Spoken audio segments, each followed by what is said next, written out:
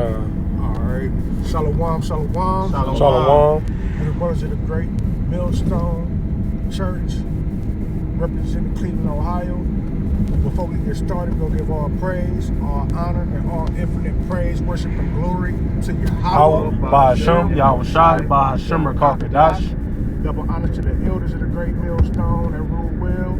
Peace, love, blessings, and many salutations to the elect Akim that scattered abroad the four corners of the earth that preach this truth with all truth and all sincerity. And the title was just pre-camp, man. It's a pre-camp warm-out before we hit the streets and battle these demons, man. Because it's good set against evil and evil set against good, man. And the spirit of the Most High rose us up from the dead state, and we out on the highways and the byways to prophesy against Babylon the Great. So we can start off with that, the Jeremiah 28:8, because the same thing as the prophets of old did is the same things that the prophets in these times is doing, because the spirit of the prophets is what? Subject to the prophets. So, Lord willing, we are some of those, man, coming back in our righteous lot, man, to claim our heritage and to snatch the kingdom away from this devil, man. You can get that too. Daniel 7:18. Get to Jeremiah first, though. This is Jeremiah chapter 28, verse 8. The prophets that have been before me and before thee of old prophesied both against many countries and against great kingdoms, of war and of evil and of pestilence. And it's fresh out the mouth of a mighty prophet, man. One of our forefathers that came before us, Jeremiah. I think it's Jeremiah in the Hebrew. Jeremiah, man, what do it mean? Oh, so you don't know? No. I don't know either. I forgot. What word? Jeremiah. Oh, yeah. I used to know it, but either way, though, he prophesied against what? Read it again. Jeremiah 28:8. The prophets that have been before me and before thee of old because you have prophets before Jeremiah. Jeremiah was around in the Babylonian captivity, man. And you know, and just to add on to that, because even in the book of Jude, it talk about how Enoch, the seventh from Adam, you know, prophesied, you know, the coming of the Lord, you know, coming with his angels to execute judgment, man. So even from that time period, before the flood, the prophets was on the scene and prophesying about the times now. That's right. Prophesied both against many countries and against great kingdoms. Against great kingdoms. And America is one of the greatest kingdoms, if not the greatest kingdom to ever see the face of the earth, because it's four major kingdoms that they talk about in Daniel, man. And then they talk about the little horn that come out of it, and that's talking about what? Babylon the Great, man.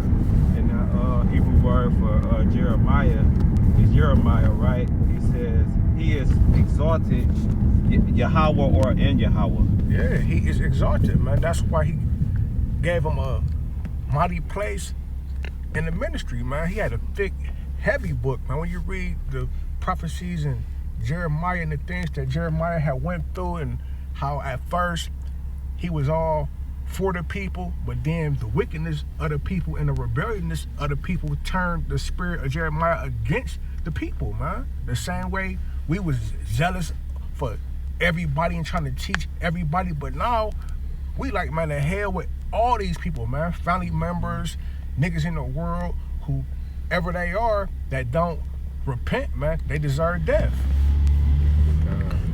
Of war and of evil and of pestilence. And those are the things that you see going on now, man. You see World War III at its highest state it's been in years, man, because what?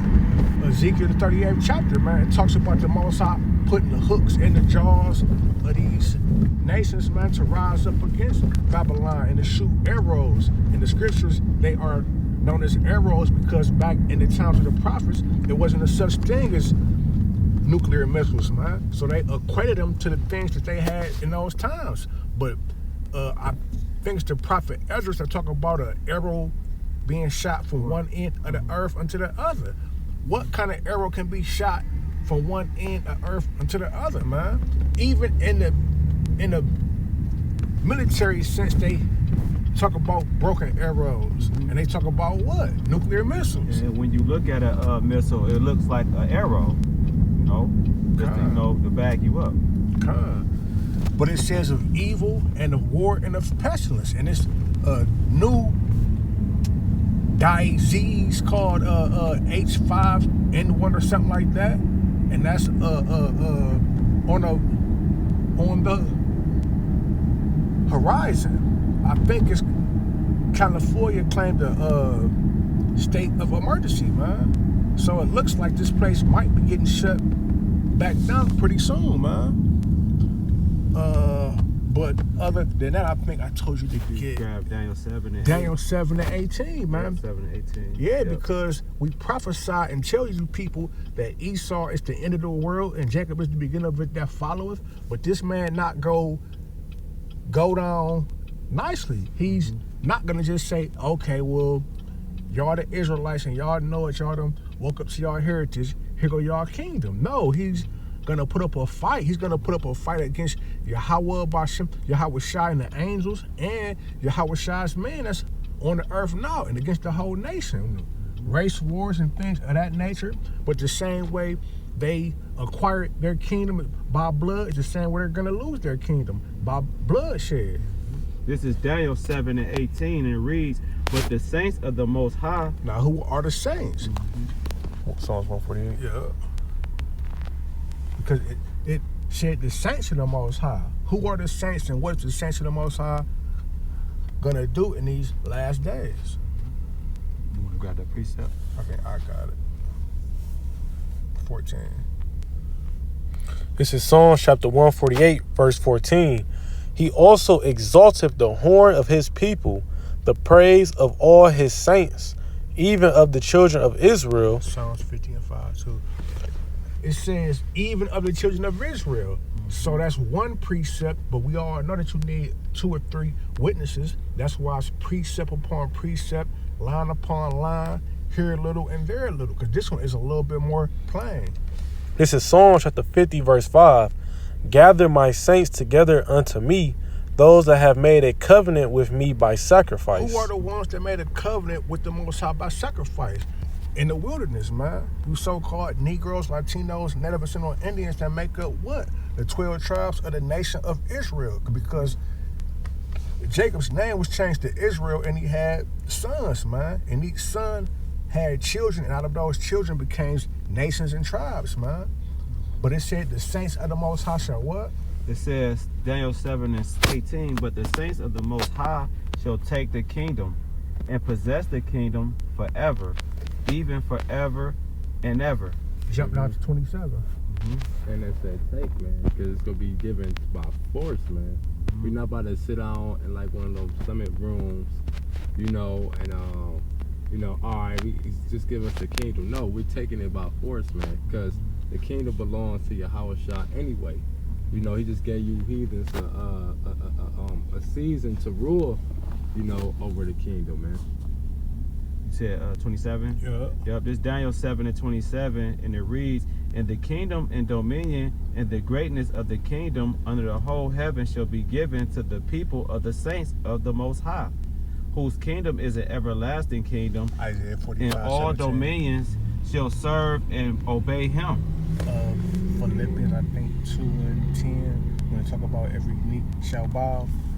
But it said, under the whole heaven, dominion shall be given to the saints and the people of the Most High, and it shall be an everlasting kingdom. Why? Because of the new covenant. We're going to be under a contract where the Most High, Yahweh Bahashem, Yahweh Shai, is going to put laws, his statutes, and his commandments in our inward parts to where we're perfect and we can't sin. And we all know that sin, the wages of sin is death. But the gift of the Most High is what? Eternal life. Through what? Through the blood of Yahweh Shai HaMashiach, who was that perfect lamb.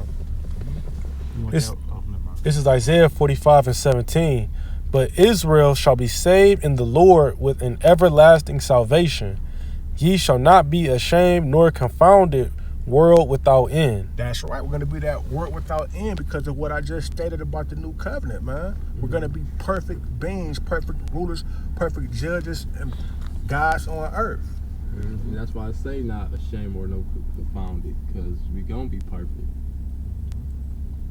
This is Philippians 2 and verse 10 to read that at the name of Yahweh Yahawashi, every knee shall bow, of things in heaven and things in earth and things under the earth, and that every tongue should confess that Yahweh Ba'ashem Yahawashi is Lord, to the glory of Yahweh the Father. And that's at the time when we get the kingdom and take the kingdom. Everybody's going to bow to the Creator, man. Because Yahweh Shah created everything on earth and everything in the heavens and everything in the waters. That's why when you read Colossians, the first chapter, it talks about, I just get it real quick. It starts at 16, get straight to the point. Colossians 1 and 16. And if you don't bow, you go get put to death, man. You know, that's why Esau, Edom go get exterminated, man, because he go continue to rebel. You know, he can't get right and serve the Lord, man. You know, it said, those are my enemies who will not worship me. Bring hither and slay them before me, roughly paraphrased, like the brother is talking about. This is Colossians 1 and 16. It reads, for by him were all things created that are in heaven and that are in earth, visible and invisible, whether they be thrones or dominions or principalities or powers, all things were created by him and for him. All things were created by him and for him, man. The whole creation was created for Yahweh Shah to rule over the earth, man, to be that perfect judge, to be that example of the Most High on earth, man, to have dominion over everything, man. That's why we must increase and we must decrease and he's gonna get the increase, man. We don't get our shine until he get his shine. That's rightfully so, because he was put to death for us, man. Somebody got something else? Alright, so shit. Hopefully that was edifying. With that, we're gonna give all praise, all honor, and all infinite glory to Yahweh Ba'ashem Yahawashi Ba'ashem Rakakadash. double honors to the elders, peace, love, and blessing to the Lord's elect. Shalom. Shalom. Shalom.